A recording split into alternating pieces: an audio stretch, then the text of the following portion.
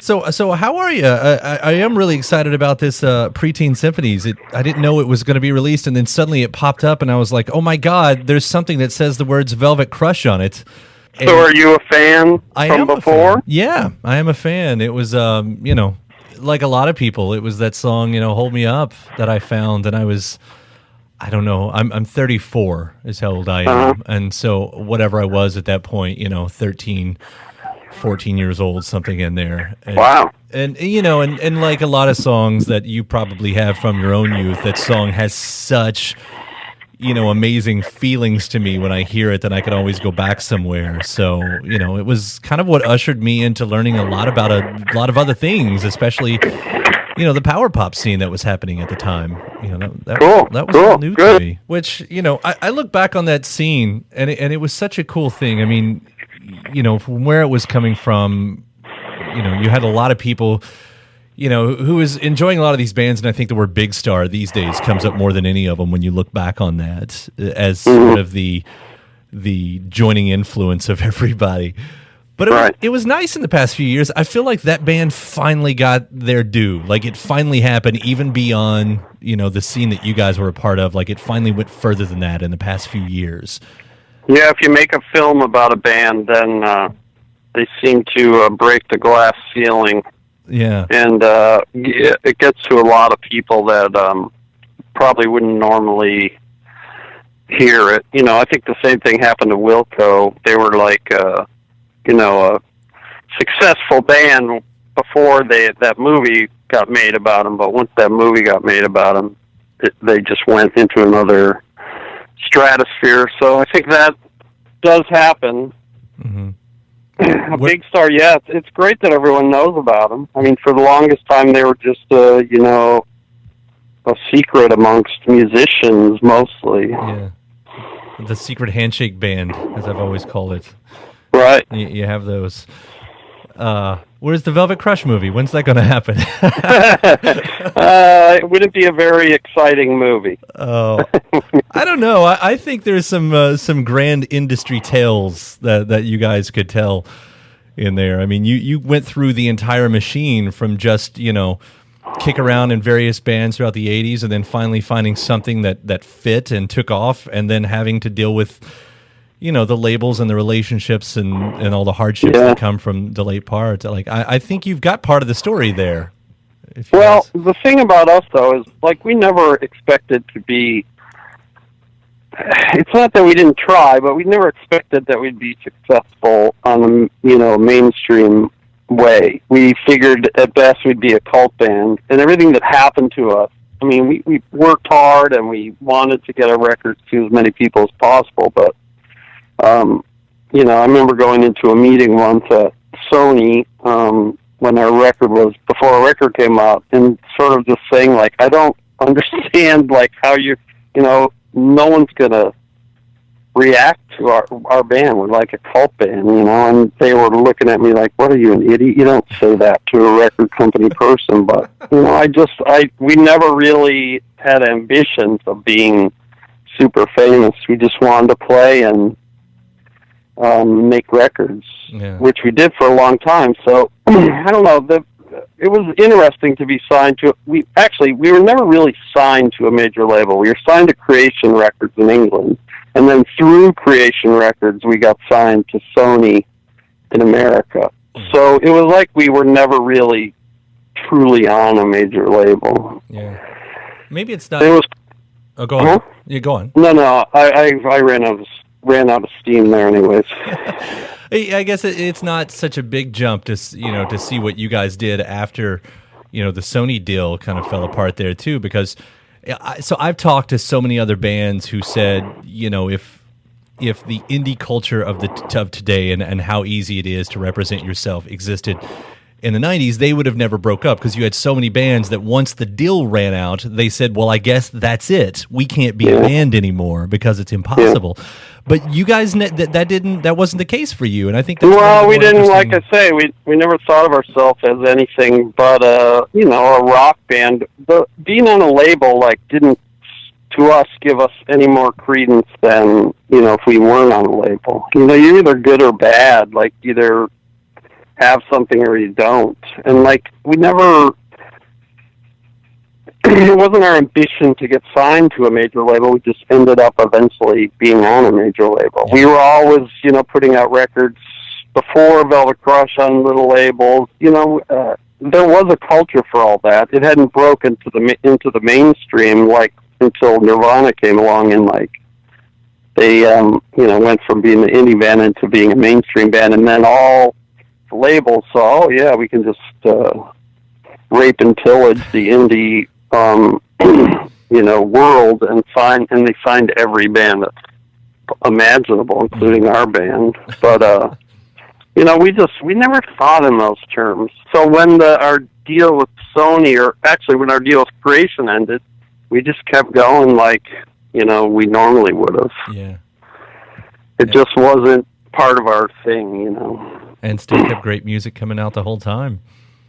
Yeah, well, we tried. I mean, there was a point where we were actually a functioning band for many years, for like 10 years, and we toured constantly and all that. And then when I moved out to California, Paul stayed on the East Coast and Jeffrey stayed on the East Coast. We kind of became, at that point, more of a studio band.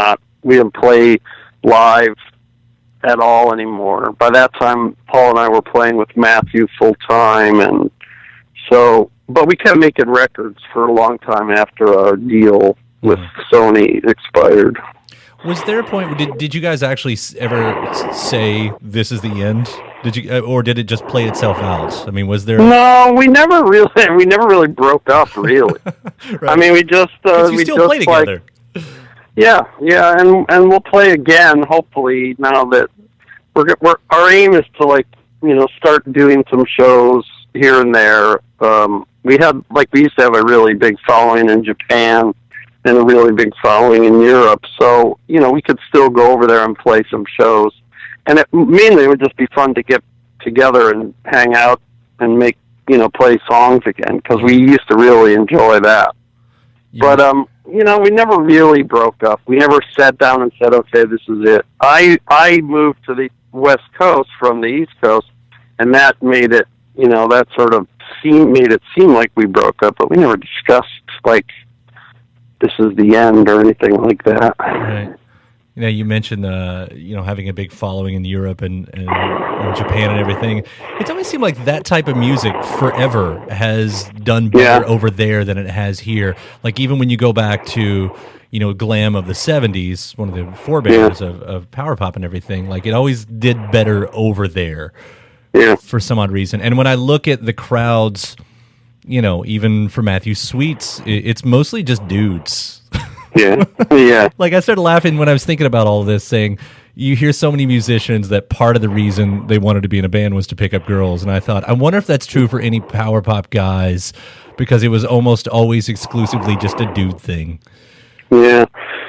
Well, to be honest, we just thought we were a rock band. We never classified ourselves as a power pop band. We got lumped in with all that. And I guess, you know, by, I mean, all the characteristics of our group are the characteristics of a power pop group.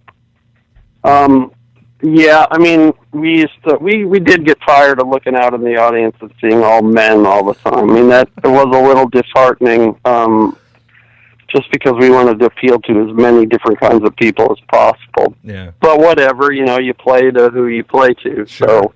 So, yeah, but power pop, it is a lot of guys. Yeah. I think that, you know, a certain kind of guy, that kind of music really appeals to them. I don't know. Those guys. Yeah. I mean, I like a lot of the power pop stuff too. And I did growing up. I listened to a lot of those bands, you know, kind of religiously before anyone really knew who they were. I'm 54, so I guess I'm a little older than you. So back in like the 70s, I mean, a band like Big Star, they were just so completely obscure, right?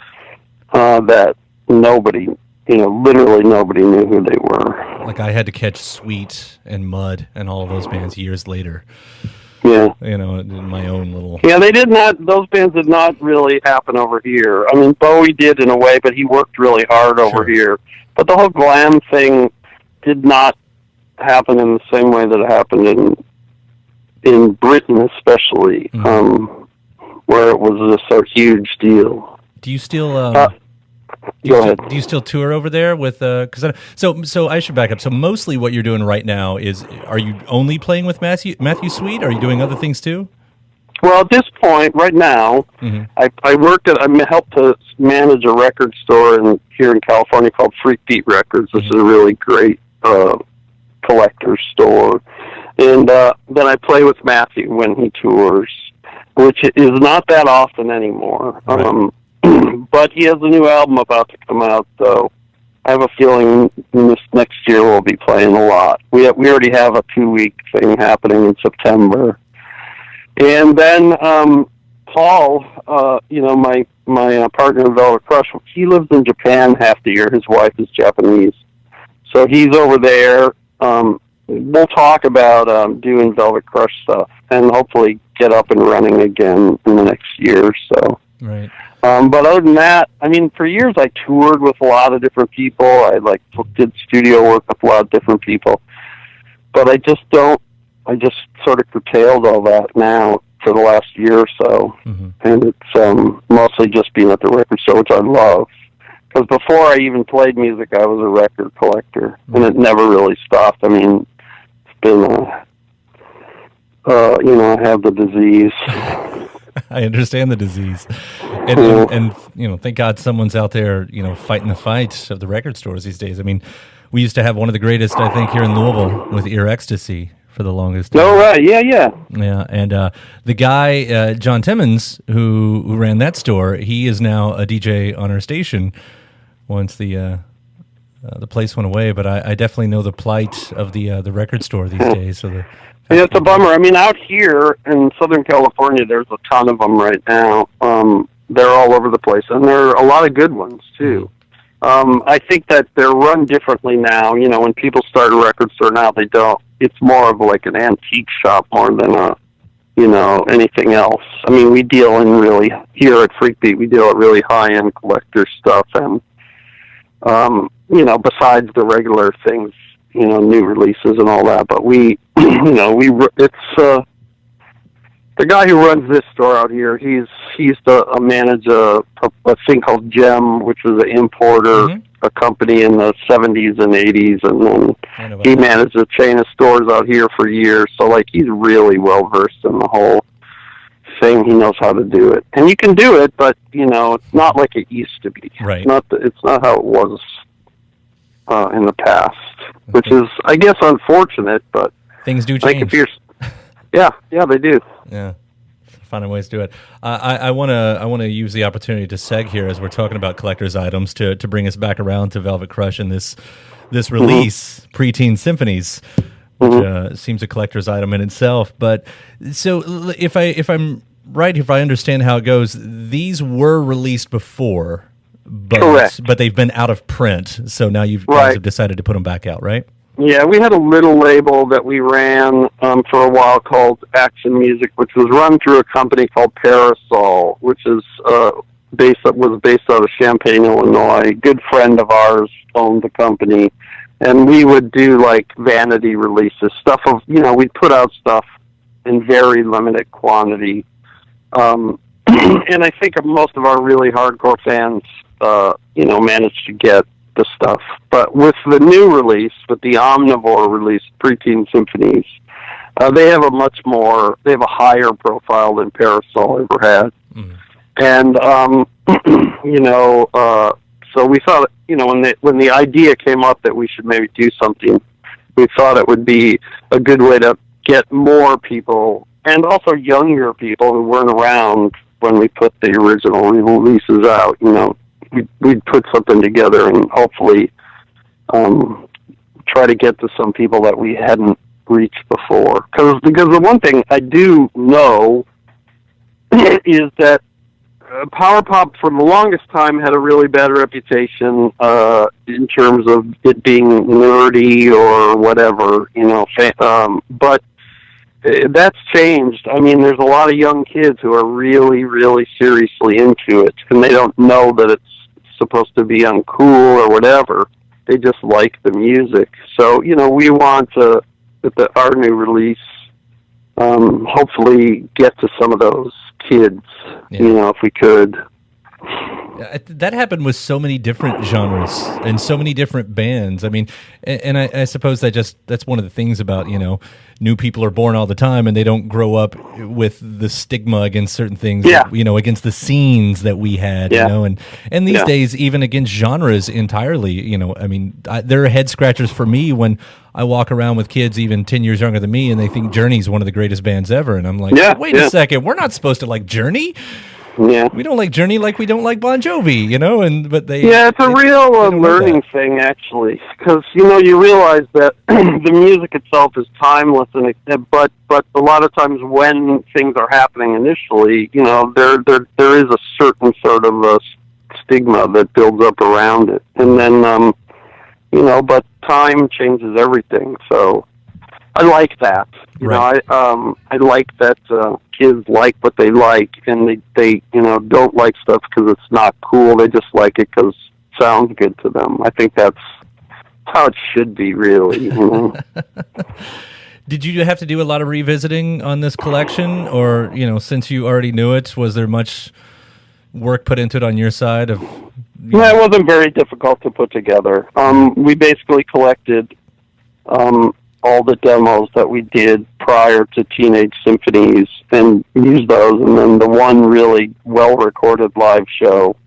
And we just thought we'll put them together and make a sort of, package that relates to Teenage Symphonies. I think Omnivore Records liked that idea because Teenage Symphonies was our most well-known record. So they liked starting with that. I think that they are going to reissue some of our other records as well. Oh, cool. In expanded packages. There's been talk of it anyways, so hopefully it'll happen. But I'm actually really pleased and kind of surprised by the response that this Pree-teen Symphonies has received. It's been very, very positive, and it's really nice. It makes me feel good. Because in a certain way, I haven't really thought about a lot of the Velvet Crush stuff since we haven't been active for a while. I haven't really thought too much about it for a good number of years. So suddenly now it's like, oh yeah, we were a pretty good little band there for a while. Yeah, I mean, I don't know what it's like, to listen to it, for that far. I mean, are you a nostalgic person? Do you get any of those emotions listening to that live album? Not really. I mean, I have lots of great memories, and I do remember that particular show, but I don't get all like teary-eyed or anything like that about it, or want to go back and relive it. Right. I am not that kind of a person at all. Very much into like what's happening now and moving forward. Yeah. Although I do like the idea of taking some of our old stuff, like I said, and making it available again, because I do think our music was intended from the beginning. We tried to write songs that were timeless. We tried to record them in a way that wouldn't date them. So, the fact that people now hear the music and think it holds up and sounds good is super cool, because that kind of means it did sort of work. We did sort of achieve what we want to do. Yeah. It's completely true. They're such strong songs. Even there's two that didn't make the record that are in the demos, right? Right. It's Turned Down and Not Standing Down, is that right? Correct. And, one's a cover, but both of those are... they could have easily... They're so strong, It's even the ones that didn't make it are great songs. We had a bunch more, too, that we never even, recorded or demoed. There's a whole bunch of songs that, we played for a while, and then they just sort of fell out of the set list. Yeah. But, I don't know. If you're ever looking for an interesting album, there you go. Reclaiming those old songs. Yeah, we should re-record some old songs, right? Or record some old songs. Record them, recorded. Well, I am so happy that that this did come out, and that it is hopefully maybe going to lead to something else, music-wise for you guys. Because I think it will. I think it will. It might take a little while to get up and running, but it'd be super cool to get back in the room with Jeffrey and Paul and Tommy Keene and just bash through the songs again, because we used to just have a blast. Yeah. Well, I'll have my fingers crossed for it. Hope that it happens. Cool, good. Thank you so much, Rick. It's really been really great talking to you. Sure, thank you. I appreciate your interest in the band. I really do. We all do. Yeah, so thanks a lot. No problem at all. I will stay interested. So you just okay, make the good. music. All right. All right. Thanks, Rick. Yep. Good talking to you. You too. Bye.